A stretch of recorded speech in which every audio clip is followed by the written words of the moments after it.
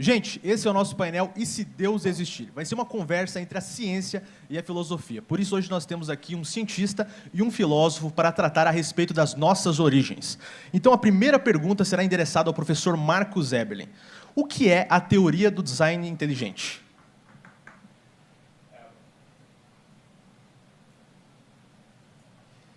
Bom dia a todos. A teoria do design inteligente é a maior novidade científica de todos os tempos.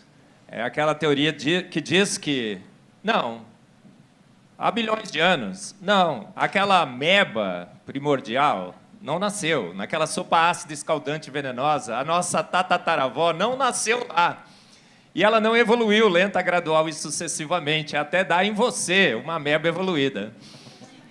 Ela diz que não, que ela foi investigar a ciência e, pelas suas mais recentes descobertas, percebeu que essa história já está superada.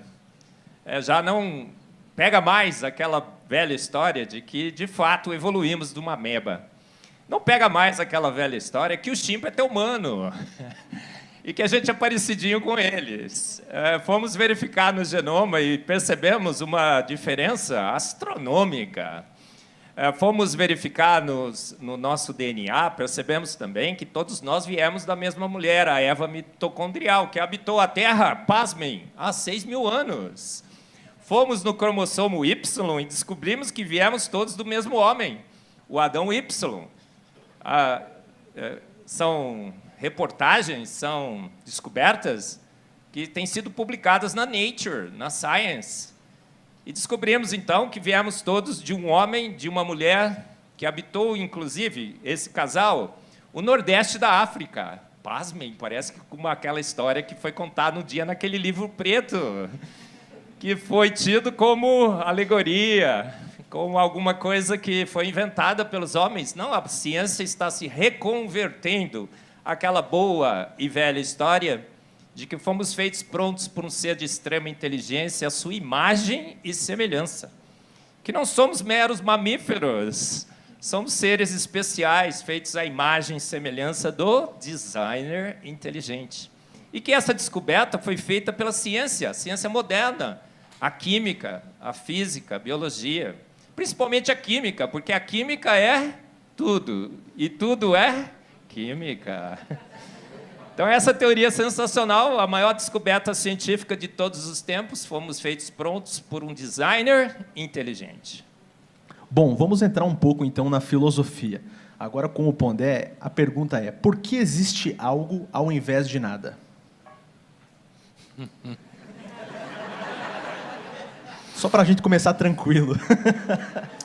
Pergunta para o Heidegger. Antes de tudo, eu queria agradecer o convite de estar aqui com vocês, né? Eu e o Eberlin já nos encontramos algumas vezes. A primeira vez foi na Casa do Saber, há muito tempo atrás, né? E dizer que eu agradeço a confiança de vocês em me convidarem para o evento tão importante para vocês. Então, por que existe o ser e não existe o nada? Essa é a pergunta? Porque existe algo ao invés de nada. O Heidegger perguntou por que existe o ser e não existe nada. Ninguém tem a mínima ideia. Né?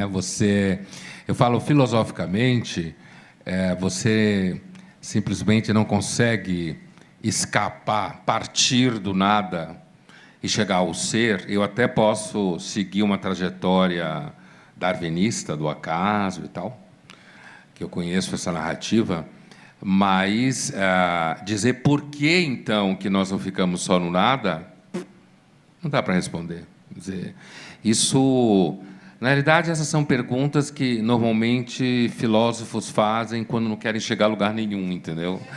Quando não querem resolver nada. Evidentemente que, se eu inverto a pergunta e digo por que existe algo e não nada, uma das hipóteses pode até passar pela navalha de Occam, isso que eu vou falar, né? Aquela famosa teoria conhecida como a teoria da navalha de Occam, que é uma teoria que diz que, em epistemologia, a melhor teoria é a mais simples, né? É a mais elegante. Eu posso dizer, então, que existe algo ao invés de nada, porque, de alguma forma, foi criado um algo, surgiu um algo, né?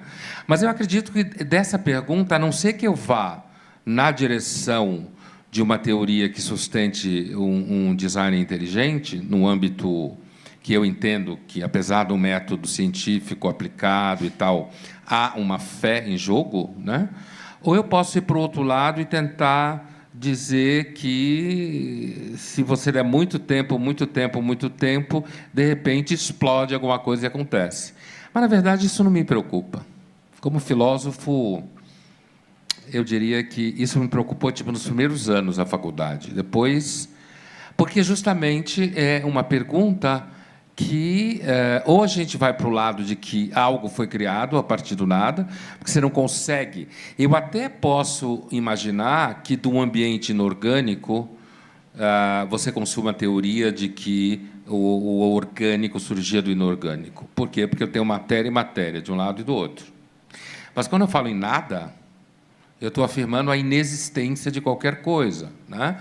E, portanto, eu acredito que até alguém que trabalhe com uma ciência que não lide com a teoria de design inteligente não partirá do nada. Ele partirá do universo dado, do espaço dado. Mas é claro que é uma questão, sempre o Kant sabia muito disso, é uma questão fascinante a gente se perguntar, afinal de contas, por que, de repente, mesmo que eu diga que explodiu, da onde veio o espaço onde se explodiu, né? Coisas assim. E, seguramente, a gente vai chegar a um momento que a razão não consegue explicar. Por isso que eu acho, a gente vai conversando no carro, inclusive, se eu fosse uma pessoa religiosa, talvez eu fosse um fideísta, certo?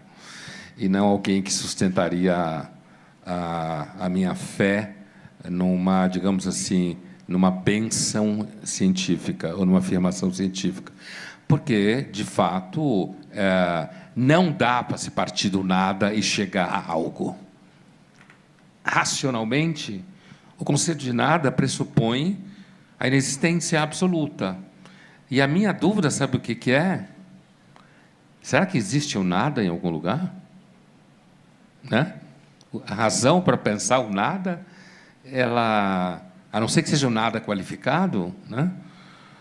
O nada como objeto de pensamento parece ser uma conversa de um bêbado, assim. Perfeito. Levando isso para a ciência, professor Marcos, por que existe algo ao invés de nada? Muito bem. Primeiro, queria agradecer ao Pondé, mais uma vez, por estarmos aqui, né, Pondé? Eu lembro que aquele debate na Casa do Saber foi o reverendo Augustus Nicodemos, que parece que acertou o debate. E eu cheguei no debate, eu parei do lado de alguém assim, que eu não sabia quem era. Aí eu falei assim, rapaz, eu tenho um debate aqui com um tal de um filósofo, Luiz Felipe Pondé. Você sabe quem é? Ele falou, eu. Lembra?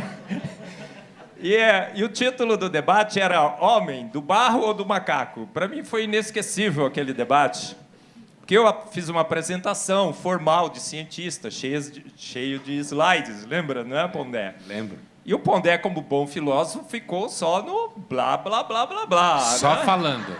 Sensacional. E ele acabou comigo. Né? Eu não lembro disso. Você não lembra? Não. Eu com um monte de slide e ele só ali, né? Conversa, né? Conseguiu. Mas, durante o debate, eu acho que a gente teve um debate muito legal, eu fui lá para defender o barro, obviamente. E o Luiz Felipe Pondé foi lá defender o macaco. Mas, no meio do debate, ele estava tanto defendendo o barro, gente, tanto defendendo o barro, que eu quase comecei a defender o macaco. Isso eu lembro. Você não lembra, né? Isso eu lembro. Você lembra? Lembro. Eu lembro que, inclusive, eu brinquei com isso em algum momento no meio da primeira conversa. E aí, depois desse debate, o Luiz Felipe Pondé deu uma entrevista para a Folha, eu não sei se você lembra, mas eles perguntaram assim, Luiz Felipe Pondé, você crê em Deus? E o Pondé respondeu, e todo mundo começou a mandar mensagem para mim depois, viu, Pondé? Você respondeu assim, eu não cria, mas hoje eu acho que eu creio. E aí começaram a mandar um monte de e-mail. Ó, ele tem tido umas recaídas, mas a gente está reconvertendo ele. Eu recebi um monte de e-mails dizendo assim, Marcos, você converteu o Pondé. Grande tarefa, né? Aí, às vezes, eu chego nas minhas palestras e falo assim, o homem que converteu o Pondé, olha isso aqui. Puta currículo. Mas é o Espírito Santo que faz a obra, né, gente? Mas, ó, o Pondé tem sido um amigo e ele, no programa dele da TV Cultura, ele me convidou também para uma inserçãozinha, lembra? 2 minutos. E ele disse lá que a gente é 99% parecido com os chimpanzés. Ele está pronto para apanhar hoje aqui, eu acho. Sempre pronto. Sempre pronto. E, Pondé, tem sido um privilégio absoluto ter você aqui no Brasil. Você é um filósofo de extremo respeito. Todos nós te admiramos muito, por isso que te convidamos. A gente não tinha outro nome, a não ser você. Se você falasse não, a gente não ia ter esse painel. E tem Ainda sido... bem que eu falei sim. Era o nosso ateu preferido. Sim. Eu sei. É o nosso ateu preferido. Tem o Eu diria que ele... malvado preferido. Favorito. Ateu favorito. Eu diria um pseudo-ateu, viu, gente? Ele já me disse isso. Eu me defino como ateu não praticante. O que é um ateu não praticante, Pondé? Não praticante é sensacional. É claro que é uma, digamos assim, uma paródia de que muitos brasileiros falam que são católicos, são praticantes, né? É claro que vem daí a brincadeira. Mas se eu fosse tratar disso filosoficamente, que não é claro que a gente pode fazê-lo, é a ideia de que o ateísmo em filosofia é um dogmatismo negativo, estritamente falando, né? Eu, como filho de Sócrates e Platão, que na realidade é a tradição em que eu me encontro, você, a rigor, se você pensar no ceticismo grego, você não pode afirmar que Deus existe ou que ele não existe. Por isso que, se a gente fosse falar do ponto de vista filosófico, cético, a posição dita agnóstica seria mais sustentável do que o próprio ateísmo ou do que a própria crença. Então, o ateu não praticante é, antes de tudo, o ateu que não é chato, que ele não é assim. Eu não acho que essa querela está definitivamente resolvida. E, do ponto de vista da minha vida prática cotidiana e da prática da filosofia, eu não sinto necessidade de resolvê-la, né?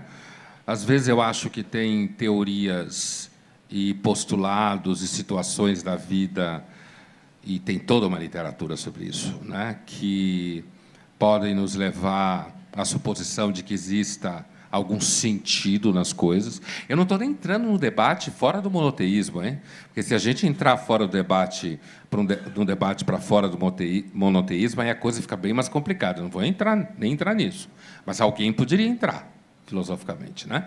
Então, assim, em alguns momentos, então, eu acho que há evidências, argumentos ou situações existenciais e tradição poderosa, construída, em que há uma sabedoria, sem dúvida nenhuma, em postulados religiosos, no mundo monoteísta, né, especificamente. E tem momentos que eu olho, eu penso, eu sinto e argumento de que as coisas parecem não ter nenhum sentido, como no famoso Argument from Evil, né, que é largamente debatido em filosofia da religião. Então, eu diria que eu estou meio aí nessa posição. Ateu não praticante é uma expressão simpática para dizer que eu não me levo tão a sério assim. Bom, Marcos... Não, eu não respondi ainda. Não quer responder? Então vai lá. Só estava fazendo a saudação para o Pondé. É verdade, é verdade. Não, olha, do ponto de vista científico, nós temos que, pela ciência, nos guiar pelas evidências. E as evidências são fortíssimas de que há um Deus que tudo fez, e fez pronto. Eu vejo assim, eu sou um homem da ciência, eu tenho me inspirado na química, estudado também a bioquímica, a biologia e tudo mais. E quando nós vamos estudar, por exemplo, na biologia da vida, o código genético, a gente percebe que há uma codificação arbitrária. Uma mente inteligente decidiu codificar o código. Não há forças, não há leis que ligam, por exemplo, o CTA igual a valina. As nossas letrinhas, ATGC, Aguinaldo Timóteo igual Costa. Lembra dessa? Desses, né? Você aprendeu assim, né, Pondé? Aguinaldo Timóteo e Gal Costa. Para decorar, né? Isso, maravilhoso. As professoras antes eram sensacionais, continuam ainda. E aí você percebe que o código é totalmente arbitrário. Alguém decidiu codificar a vida com aquela codificação específica. Aí você fala, puxa vida, não pode ter sido o nada, que pegou o nada para nada por nada e bum, do nada fez o tudo. O nada não dá nem para pensar o que é. Minha filha Nina sempre me diz assim, pai, você fica às vezes nas suas palestras falando para as pessoas pensarem no nada que existia no início do universo. Primeiro que nada não existe, pai. E segundo, toda vez que a gente pensa no nada, a gente pensa em alguma coisa. Não dá para pensar no nada. Então, esse nada pega o nada para nada e cria um código arbitrário, por livre arbítrio. Eu até brinco, né, Pondé? Eu digo que o código da vida é arminiano, não é calvinista, né? Mas aí os calvinistas não ficam bravos porque o livre-arbítrio é de Deus, né, do designer. E a gente vê que não pode ser, é uma informação arbitrária, alguém decidiu fazê-lo. Quando a gente vai na evolução química, por exemplo, naquela sopa ácida escaldante venenosa, que diz que nasceu lá a nossa tataravó, uma ameba evoluída, a gente verifica, por exemplo, que mesmo que os aminoácidos pudessem ter sido formados ali, aminoácido não reage com aminoácido. Tem uma lei na química, que é a energia livre de Gibbs, que determina a espontaneidade das reações. E o ΔG das reações de aminoácido com aminoácido é positivo. O ΔG é positivo. Então, você pode rezar, pode implorar, pode dar cambalhota e tudo mais, que aquela reação nunca vai ocorrer. Não tem como aminoácido reagir com aminoácido. E nós estamos aqui. Nós somos feitos de 70% da nossa massa sólida de proteínas, que, para se formar, tiveram que vencer a química. A química luta contra nós, a química quer te matar, na realidade. Quer matar todos nós. O oxigênio quer nos oxidar, a água quer nos hidrolisar.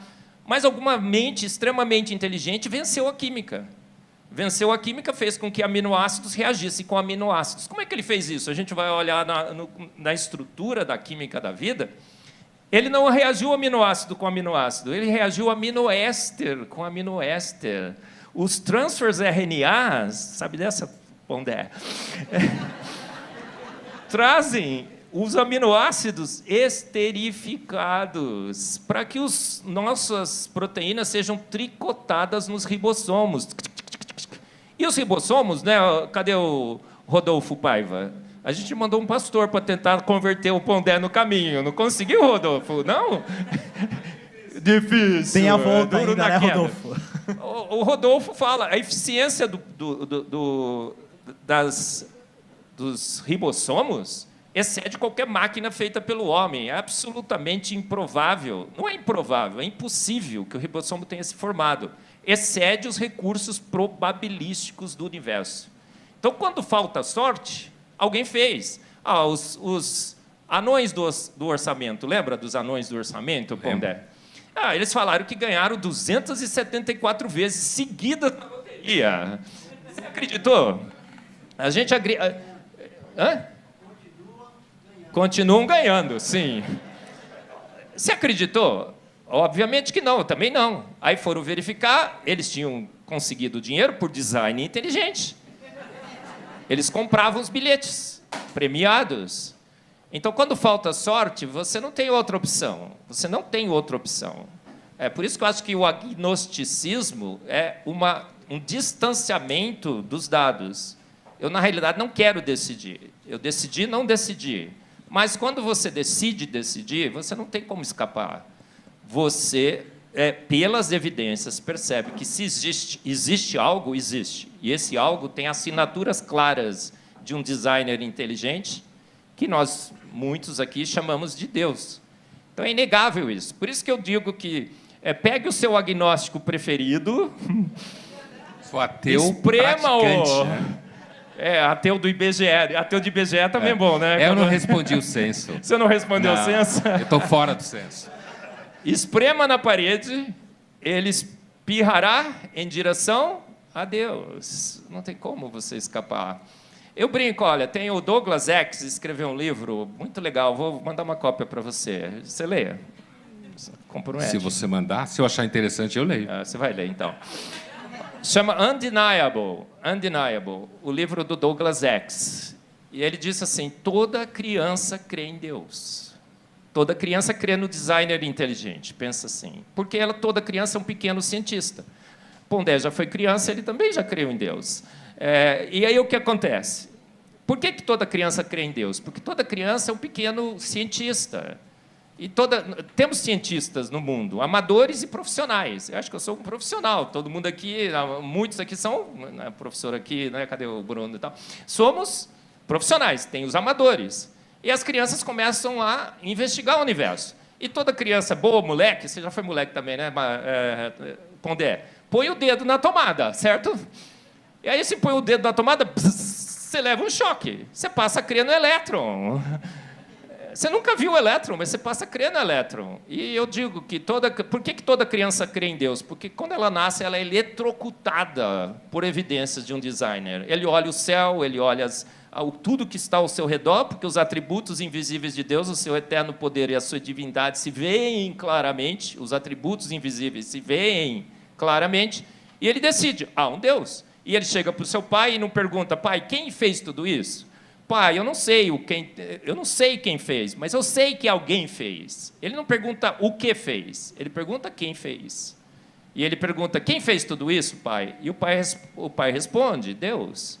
Então, eu acho que Deus é inevitável. A conclusão de que há um Deus é inevitável, e às vezes a gente foge dela, a gente se distancia dela, por algum motivo. Quando a gente chega na adolescência, normalmente é porque a gente não gosta de Deus, porque Deus vai nos restringir de algumas coisas. O designer, né? Tem que falar designer, né, claro? Senão isso. É designer. Aqui a gente é do design inteligente, gente. E eu tenho minhas posições filosóficas e teológicas, né? Sempre puxando-as, né? A gente talvez não goste de Deus, talvez não seja conveniente defender a hipótese de Deus, talvez seja melhor a gente ser assim, um pouco mais afastado e tudo mais. Porque quando você começa a defender, você vira o herege, né? O herege dos hereges aqui, né, Pondé? Defende até que o T-Rex é vegano, né? Mas há uma percepção clara entre todos nós de que há algo porque alguém decidiu fazê-lo.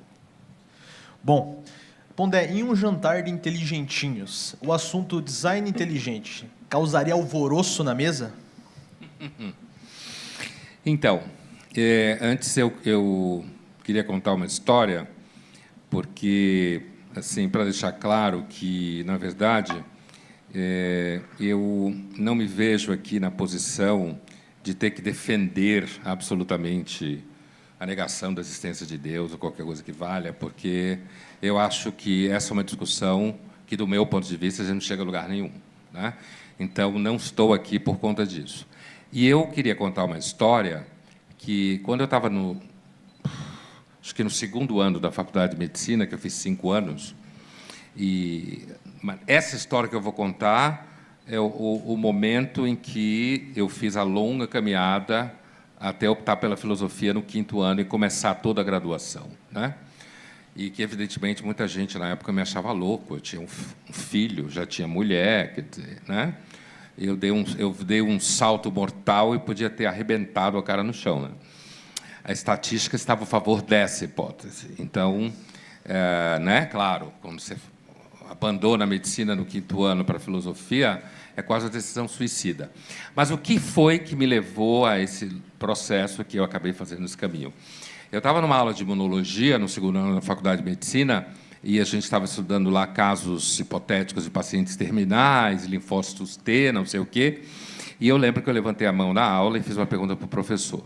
A pergunta era: como um paciente terminal se vê diante do fato que ele está indo em direção ao nada?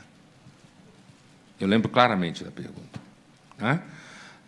Porque, como paciente terminal, o nada ali implicava que ele ia morrer, deixar de existir e virar nada, né? Do ponto de vista estrito materialista, ateu. E o professor me deu a seguinte resposta: esta pergunta, o senhor está na aula errada. Essa pergunta é para a aula de filosofia. E aí eu vi o que o professor falou algum tempo atrás. um tempo depois. Mas eu mesmo, chegando nas humanas, eu lembro de eu assistir uma aula de filosofia específica e eu lembro, olha, às vezes o pessoal das humanas viaja na maionese, né? Então não é à toa que eu acabei estudando epistemologia, eu tenho uma clara percepção das diferenças entre teorias absolutamente abstratas e o que é possível de ser tratado como variável de controle laboratorial ou epistemológico. Eu vejo claramente a diferença entre uma coisa e outra, né? Aliás, eu acho que isso é fundamental no debate filosófico, político, em toda discussão que a gente tem aqui. E aí o inteligentinho, que foi um personagem que eu criei na coluna, na Folha de São Paulo, já há muito tempo, muitos anos. O jantar inteligente é um jantar que está cheio de inteligentinhos, digamos assim.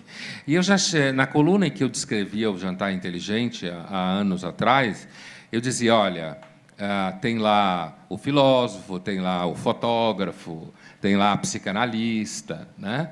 Eu até dizia assim, engenheiro nunca é convidado. Só se ele for marido da psicanalista. E vai permanecer calado. Vai permanecer calado, porque ele jamais estará à altura daquelas pessoas ali para discutir qualquer coisa. É um engenheiro, coitado, só sabe fazer ponte, construir prédio, essas coisas. Né? E aí eu avançava em outras profissões e tal, inclusive levantava temas, né? Agora, essa coluna foi escrita há muitos anos atrás, então, se eu fosse reescrevê-la hoje, eu provavelmente ia ter que introduzir personagens que, na época, não tinha no Jantar Inteligente.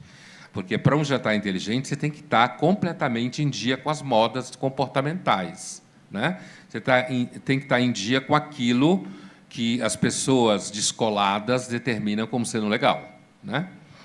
E eu sempre tive uma briga com esse tipo de, digamos, divisão de mundo, do que é descolado, do que é moda comportamental. E aí eu chego na sua pergunta. Quer dizer, a pergunta é se, num jantar inteligente, a teoria do design inteligente ia causar problema, é isso? Tanto a teoria do design inteligente como a possibilidade da existência de um Deus. De Deus. Olha, eu acho que a reação das pessoas, se eu visse alguém que, de repente, começasse a falar isso, talvez um ia chegar para o outro, uma ia chegar para a outra e dizer, mas onde é que ele arrumou essa namorada? Falando baixinho. Né? Ela é crente? A partir daí, tudo que essa pessoa falasse iria ser considerado sem significado semântico, né? Porque, evidentemente, não ia caber no jantar inteligente. Existe preconceito com crente, então, nesse jantar? Eu acho que existe. E quando eu estou falando crente aqui, eu não estou nem falando crente no sentido do senso comum, que se referia a pessoas reformadas que andavam no domingo com roupa limpinha para ir para a igreja e com cabelo comprido. Não estou me referindo a isso. Eu estou me referindo à ideia de crente no sentido teológico, né? Aquilo que os franceses chamam de croyant, né? Não no sentido banal. Eu acho que, não só no jantar inteligente, eu acho que, eu diria até que o preconceito contra pessoas que creem, grosso modo, para escapar da palavra crente, que tem esse ruído, né? O preconceito contra pessoas que creem é um preconceito aceito por pessoas inteligentinhas. Outros não, mas esse sim. Entende? Acho que há, sim.